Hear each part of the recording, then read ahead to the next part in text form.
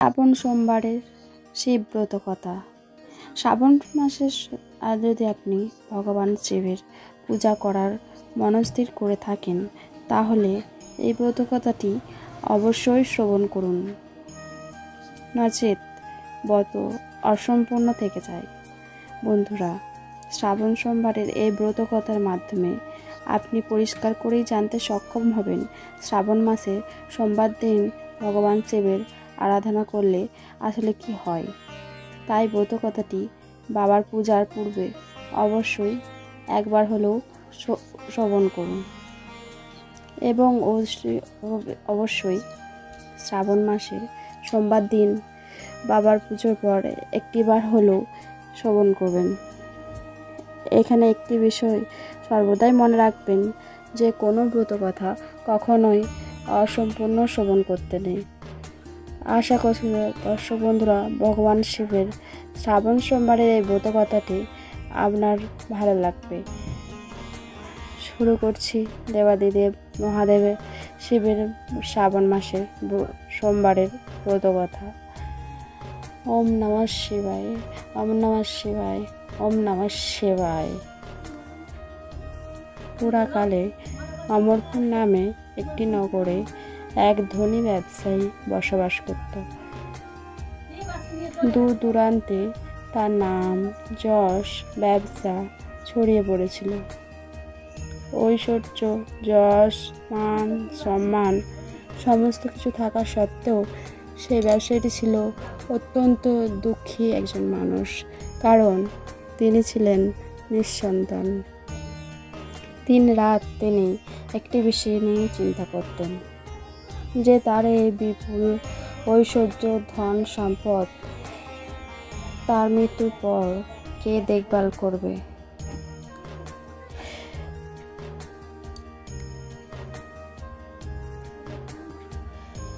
তাই সন্তান লাভের আশায় তিনি সমস্ত কিছুই করতে রাজি ছিলেন। তিনি একদিন জানতে পারলেন তিনি যে শ্রাবণ মাসের সোমবার দিন যদি ভক্তি ও নিষ্ঠা সহকারে দেবাদেব মহাদেবের আরাধনা করা হয়, তাহলে ভোলানাথ শিব ভক্তের সকল মনোকামনা পূরণ করেন। যথাবিধি মেনে সন্ধ্যাবেলায় তিনি শ্রাবণ মাসের সোমবার দিন ভগবান শিবের অত্যন্ত নিষ্ঠা ও ভক্তি সহকারে পুজো করলেন। একবার নয়, শ্রাবণ মাসের প্রত্যেক সোমবার দিন তিনি বাবার পূজার নিজেকে নিয়োজিত করলেন। ব্যবসায়ীটির নিষ্ঠা ও ভক্তি দেখে শিব জায়া পার্বতী ভগবান শিবজিকে বললেন, হে প্রাণনাথ, এই ব্যবসায়ী আপনার একজন সত্যিকারের ভক্ত। শ্রাবণ মাসের প্রত্যেকটি সোমবার দিন সে যথাবিধি মেনে আপনার পুজো করছে। তাই এই ব্যবসায়ী মনোকামনা আপনার অবশ্যই পূরণ করা প্রয়োজন। ভগবান শিব দেবী পার্বতী কথা শুনে প্রথমে সামান্য হাসলেন, তারপর বললেন, হে পার্বতী, এই সংসারে সমস্ত ব্যক্তিকেই নিজের কর্ম অনুসারে ফল প্রদান করা হয়ে থাকে। মানুষ যেমন কর্ম করবে তেমনই তার ফল পাবে। ভগবান শিবের এই কথা শোনার পরেও পার্বতীজি অত্যন্ত আগ্রহের সঙ্গে বললেন, আপনাকে কিন্তু এই ভক্তির অবশ্যই মনোকামনা পূর্ণ করতে হবে, কারণ আপনার এই ভক্ত অন্য 5 জনের থেকে অনেকটাই আলাদা। শ্রাবণ মাসের প্রত্যেকটা সোমবার দিন সে যথাবিধি মেনে আপনার পুজো করছে। আপনার পুজো সম্পন্ন করার পরেই সে ভোজন গ্রহণ করছে। আপনাকে এই ব্যক্তির সন্তান প্রাপ্তির মনোকামনা অবশ্যই পূরণ করতে হবে। দেবী পার্বতী এত আগ্রহ ও অনুরোধ দেখে ভগবান শিবজি না করতে পারলেন না। তিনি বললেন, ঠিক আছে, আমি এই ব্যবসায়ীটি সন্তান প্রাপ্তির বরদান করছি, কিন্তু তার এই সন্তান 16 বছরের অধিক জীবিত থাকবে না। শ্রাবণ মাসের শেষ সোমবার ব্রত শেষ হওয়ার পর সেই ব্যবসায়ীটির সেই রাত্রেই ভগবান শিবের স্বপ্নে দর্শন করলেন। স্বপ্নে ভগবান শিবজি তাকে পরিষ্কার করে জানালেন তাকে পুত্র সন্তানের বরদান তিনি করছেন, তবে তার এই পুত্র 16 বছর পর্যন্ত কেবল জীবিত থাকবে। ভগবান শিবের কাছ থেকে এই বরদান পেয়ে ব্যবসায়ী খুশিত হলেন, তবে পুত্র যেহেতু অল্পায়নে জন্মগ্রহণ করবে তার জন্য চিন্তিত হলেন। বেশ কয়েক মাস পর তার একটি ফুটফুটে সুন্দর পুত্র সন্তান জন্ম নিল।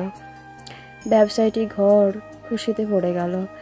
যথেষ্ট ধুমধামের সঙ্গে এর জন্য উৎসবের আয়োজন করা হলো, কিন্তু ব্যবসায়ীটি খুব একটি খুশি ছিলেন না, কারণ তার এই পুত্র অল্পায়ু হিসাবে জন্মগ্রহণ করেছেন সে কথা তিনি এতদিন পর্যন্ত রহস্যই রেখেছেন।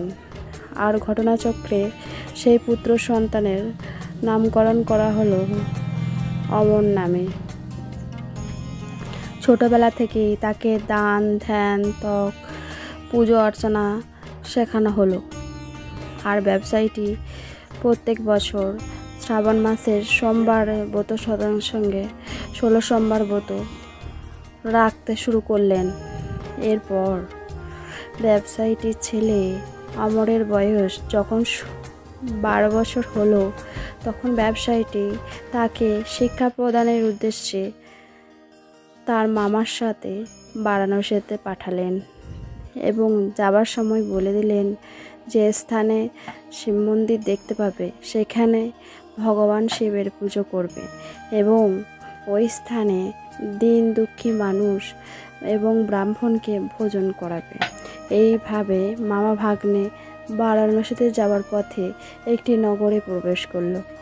যেদিন প্রবেশ করলো সেই দিনই সেই নগরে রাজার মেয়ের বিয়ে। তবে যে রাজার ছেলে সে মেয়েকে বিয়ে করতে এসেছে সেই রাজার ছেলে এক চোখ ছিল অন্ধ, এই বিষয়টি সে গোপন রেখেছিল। পথের মধ্যে সেই ব্যবসায়ীটি সুন্দর ছেলেটিকে দেখতে পেয়ে সেই রাজার এক কুবুদ্ধি জাগ্রত হলো। সে মনে করলো তার এই অন্ধ ছেলের পরিবর্তে সে ব্যবসায়ীর ছেলেটি নিজের ছেলে হিসাবে পরিচয় দেবে। তারপর বিবাহ শেষ হয়ে গেলে সে ব্যবসায়ীটি ছেলেটিকে তাড়িয়ে দিয়ে সেই রাজ্যে রাজার মেয়েটিকে নিজের রাজ্যে নিয়ে যাবে। প্রাণের ভয়ে ব্যবসায়ীটি ছেলেটি সেই সময় মুখে কিছু না বললেও বিবাহের পর রাজকুমারীর শাড়ির আঁচলে সুযোগ বুঝে লিখে দিয়ে যায় যে তোমার সঙ্গে আমার বিবাহ হলো, কিন্তু বিয়ের পর যে রাজকুমার সঙ্গে তোমাকে নিয়ে যাওয়া হবে সেই রাজকুমারের এক চোখ অন্ধ। আমি তো বারাণসীতে শিক্ষা গ্রহণ করতে যাচ্ছি।